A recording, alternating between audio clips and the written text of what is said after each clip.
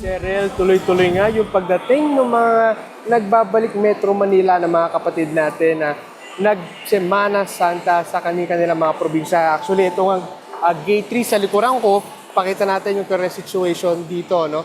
So, ito yung Gate 3 sa likuran ko. So, ito dito dumarating or dito pumapasok yung mga arrivals ng terminal. Pero ngayon, makikita natin, medyo maluwag ngayon. Wala ng pasahero at wala mga bus na nakapila sa labas. Ang nangyayari kasi, pagbaba nila ng bus, papasok sila dito, dadaan sila sa metal detector at kanya-kanyang labas na ng kanilang mga dito sa labas ng terminal. Ito makikita naman natin yung current situation sa terminal, medyo maluwag pa naman no ang nangyayari ngayon. Hindi katulad no mga nakaraang araw kung saan talaga yung mga pasahero medyo nagkukumpulan. This time kasi, Cheryl, yung mga pasahero matapos sila pumila or pumasok sa loob ng terminal, rekta, exit na kagad sila. So hindi na napupuno, hindi na nagkakaroon ng congestion, no? Pero kanina nakita rin natin yung ilang mga kapatid natin na pauwi, pabalik ng Metro Manila na may dalang bit-bit na kanya-kanyang mga pasalubong, no? May mga nakita tayo, may mga dalang prutas, mga gulay, at siyempre yung iba may mga dalang livestock, no?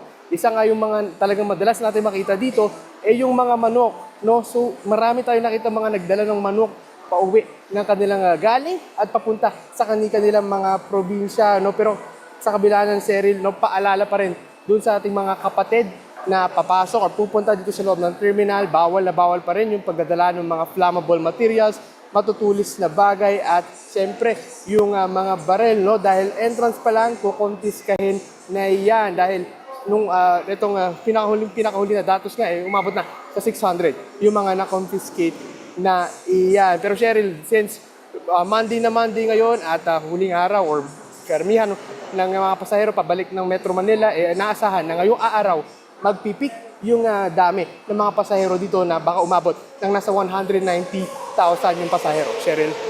Maraming salamat, Mobile Journal, Ivan Tarinque.